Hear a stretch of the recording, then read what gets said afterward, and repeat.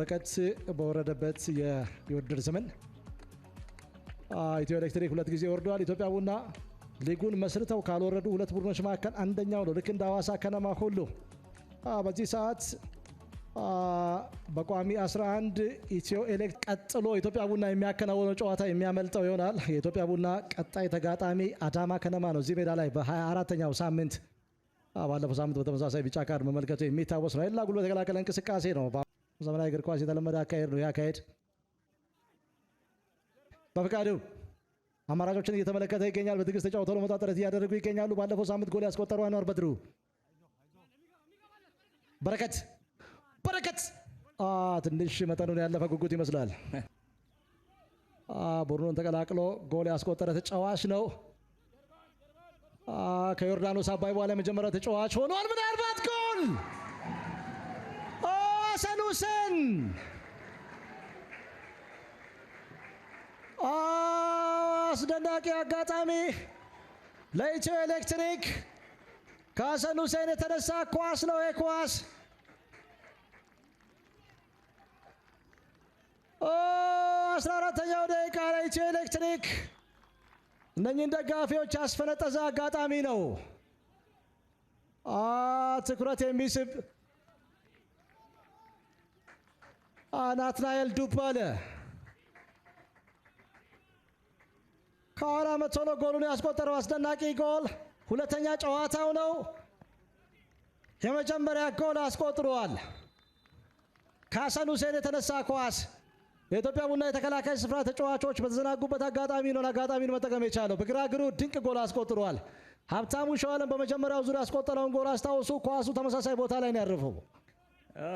ለኢትዮ ኤሌክትሪክ ድንቅ አጨማመር ነው። በጣም ረጅም ኳስ በጠባብ ስፔስ ላይ ከናትናኤል ጋር ያለው ስፔስ ጠባብ ሆኖ ነው ሐሰን የሚገርም ፈርስት ተች የተጠቀመው። ጥሩ ከሱ ጀርባ እሱን ለማገዝ የመጣው ናትናኤል ጥሩ ድጋፍ ነው የሰጠው። በመጀመሪያው 15 ደቂቃ የበላይነት ለመውሰድ በተደረገው እንቅስቃሴ በጣም ጥሩ ጎል ነው ያየነው። በዚህ ረገድ ትኩረትን ይስባል። ኳሱ ላይ ደርስ ይችላል ወይ? ጥፋት፣ ቅጣት ምት፣ ሌላ ቢጫ ካርድ መዘዋል። በረከት አምስተኛ ቢጫ ካርድ የነገሌ አርሲው ጨዋታ የሚያመልጥ ይሆናል። በረከት ወልደ ዮሐንስ ሁለት ተጫዋቾች በቀጣዩ ጨዋታ ላይ ሰልፉም በረከትና እንደዚሁም ደግሞ ሌላኛው ተጫዋች በፍቃዱ አስረሳኝ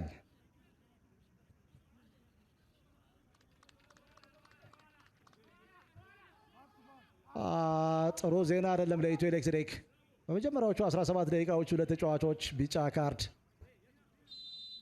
ኢትዮጵያ ቡና ወደ ጨዋታ ግኝት ለመግባት እየጣረ ይገኛል። በዚህ ሰዓት ዲቫይን ዋቹኩዋ ዮሱፍ ሞሮ ጎሉን ለቆ ወጥቷል። ጥሩ ታይሚንግ ለቶጎይ ግብ ጠባቂ።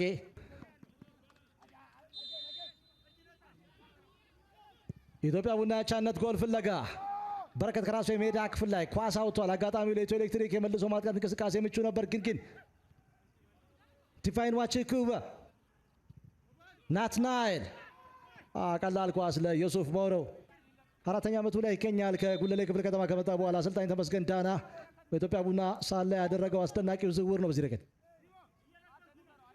25 ደቂቃዎች በፍጹም ቅጣት ምት ክልል ውስጥ ጉሽሚያዎች አሉ። የበለጠ ኢትዮ ኤሌክትሪክ ጥንቃቄ ማድረግ ይኖርበታል። እኛ ጋር ቢጫ ካርድ መዘዋል። የቆሙ ኳሶች ላይ ብዙ ጊዜ ማን ማርኪንግ ነው። በፍቃዱ አስረሳኝ አምስተኛ ቢጫ ካርድ። ቀጥሎ ያለው ጨዋታ ያመልጠዋል።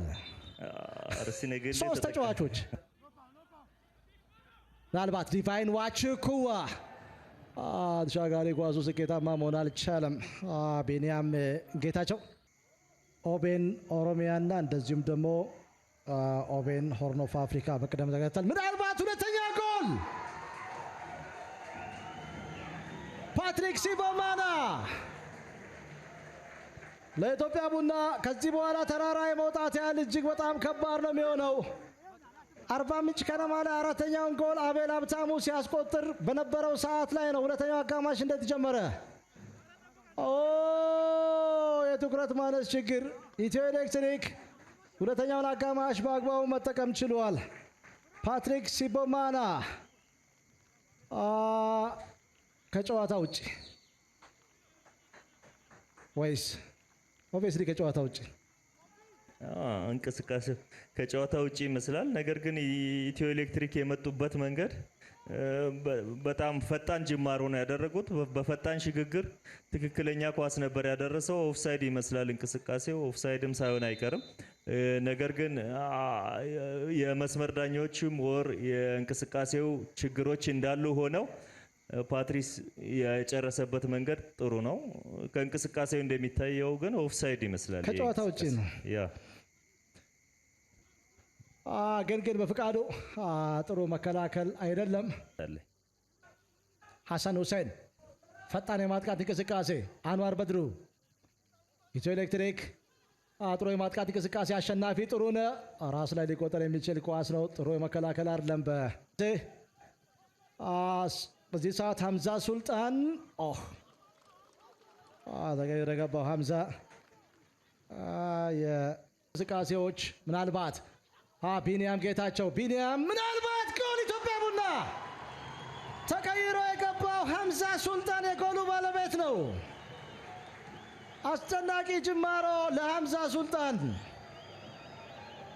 ዘላለም አባተ ለጎል የተመቻቸ ኳስ አቀብለዋል።